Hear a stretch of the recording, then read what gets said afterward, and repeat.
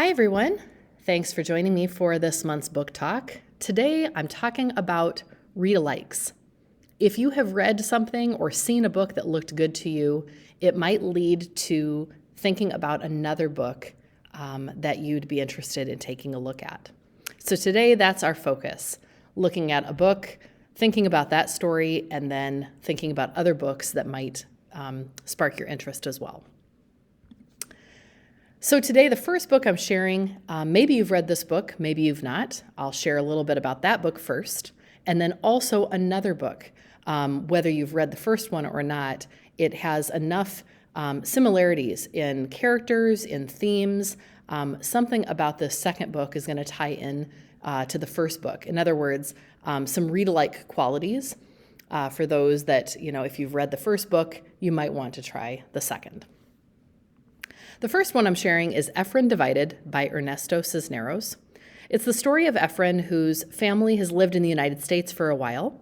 They moved from Mexico, and he and his parents and his younger siblings, who are twins, live a really busy life like most families do.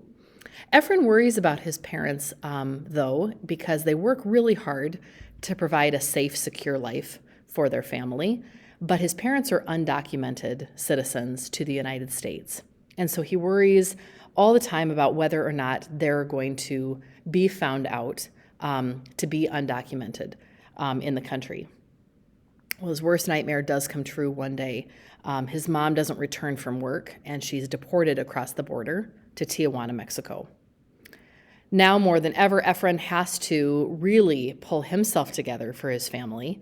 He has to kind of become, almost a superhero, he feels, like his parents have had to be, the people that tie their family together. And he's got to step up. He has to grow up pretty quickly to hold the family together and try to reunite his family and take care of them while his mom is away, wondering whether or not they're going to see her anytime soon.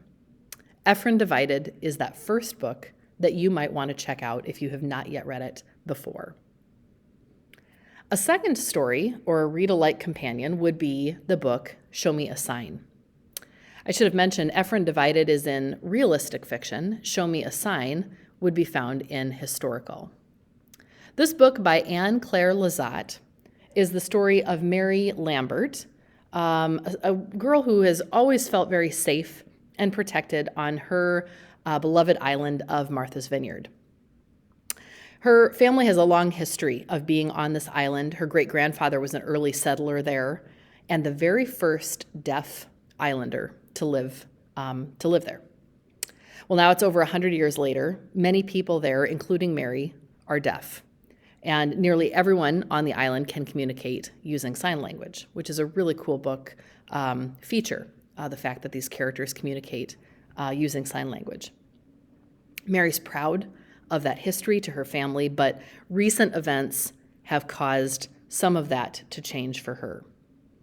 Throughout the story, you learn a little bit about how tensions over the land and the fact that this land is being fought over not only by the English settlers, but also by some of the native people, as well as the fact that there is a scientist trying to discover why it is there are so many people there who are deaf, and trying to kind of come up with, well, what is the reason for that?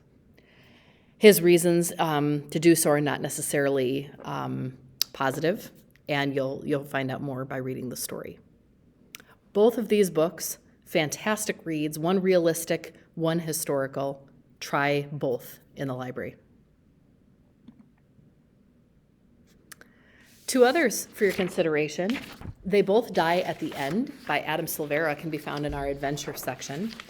This story has been checked out quite a bit in our library over the last 2 years. And if you're not already familiar with the story, this is a book about really how there isn't life without death as its companion. In the book, we have two characters, Mateo and Rufus, and there is something called Deathcast. Deathcast in their world calls them up. It gives them some bad news.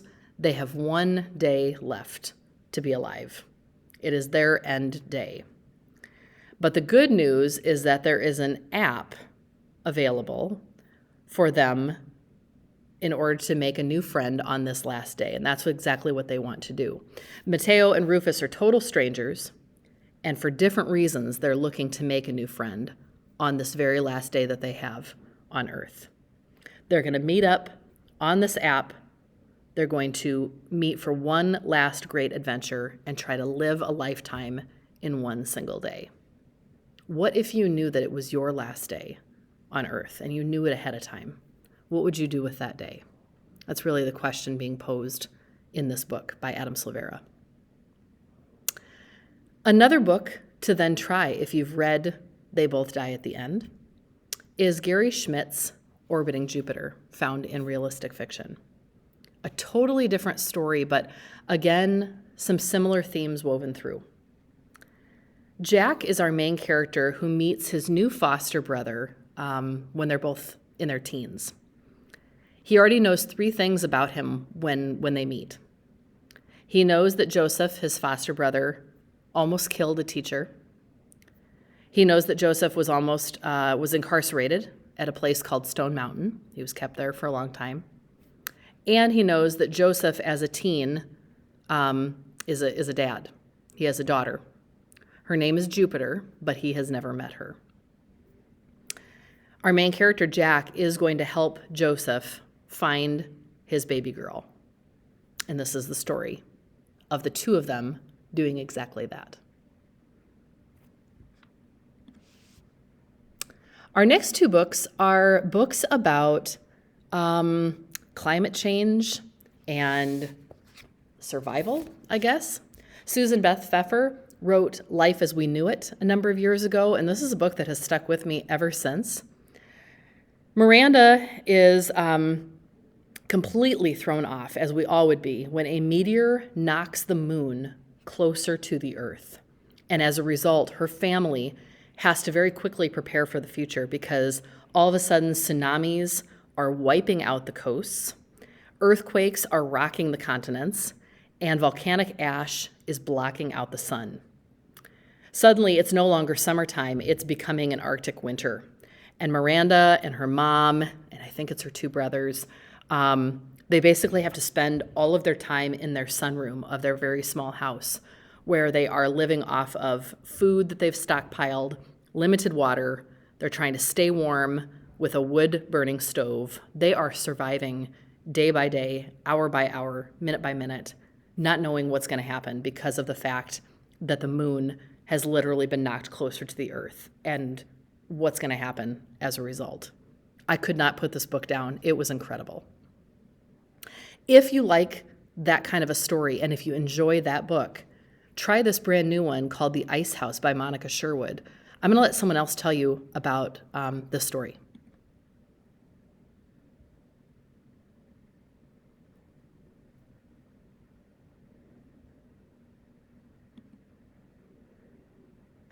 Hi everyone, it's Carolyn and I'm about to do another book review. It's a tween week and the tween book I just read is The Ice House by Monica Sherwood. This book has a dystopian feel to it. The world has been plunged into a climate phenomenon. For 6 months straight it hasn't stopped snowing, so the world is covered in snow and ice, and everyone is afraid that this is the start of a new ice age. The main character, Louisa, is getting cabin fever in her apartment because of the dangerous ice and snow conditions. Everyone is supposed to stay in their homes, but Louisa needs a new place. So she decides she's going to build an igloo in her backyard, and she's helped by her neighbor and her former friend Luke, who also is looking for a place to escape to. So the 2 build this igloo, and I don't want to give too much away, but there might be something special about it. So I did enjoy this book. I do recommend it. I think kids will be able to relate to it. Although we are not facing an ice age, there are some similarities between the crisis in this book and our real life COVID-19 pandemic. For example, everyone's supposed to stay in their homes because it's dangerous outside. And so Louisa has to go to school online and video chat with her friends. And so everyone's getting bored and frustrated and they're getting that cabin fever. So I do think kids will be able to relate to it. And then there's also a great friendship story in this book between Louisa and Luke, who are former friends who grew apart, and the igloo kind of brings them together again.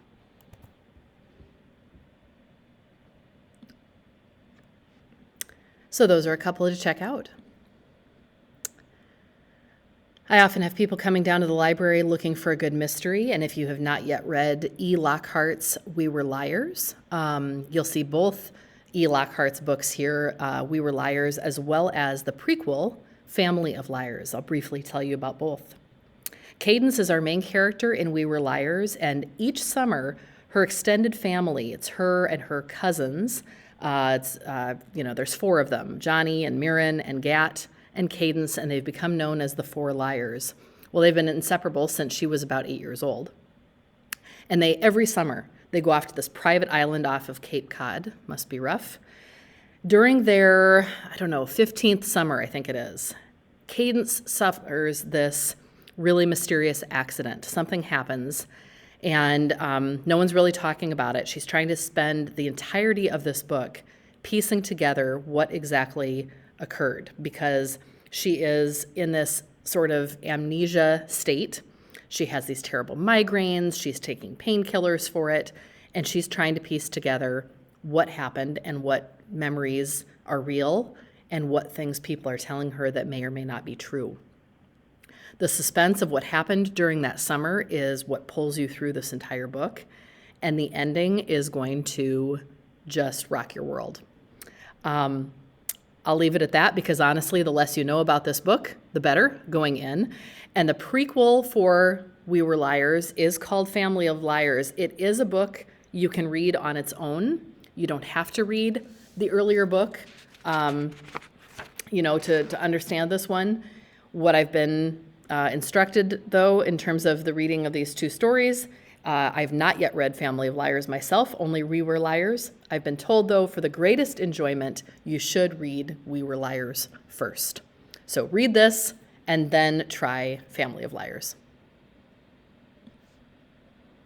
Last but not least, to share a couple other terrific brand new reads to our library. We've just added these within the last year, especially because of the wild popularity of The Hate U Give and all of Nick Stone's books like Dear Martin and Dear Justice.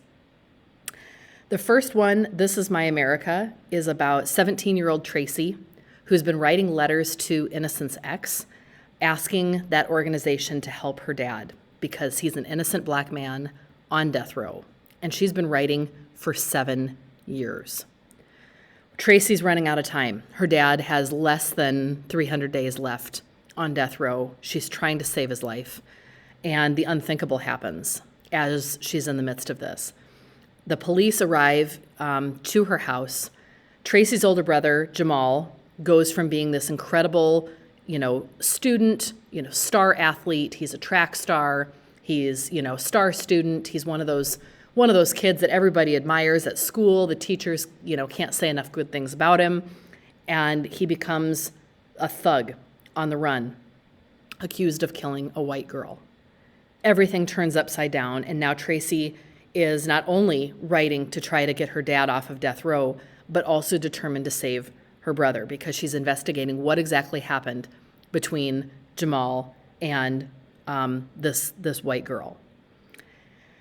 This Is My America. It's about a young black girl trying to use her voice and undo all kinds of racial injustice. How can one person's voice do that? Is that possible? That's the message behind this book. If that book appeals to you, take a look as well at the black kids in historical fiction. This is set in the early 1990s at the time of the Rodney King riots going on in Los Angeles.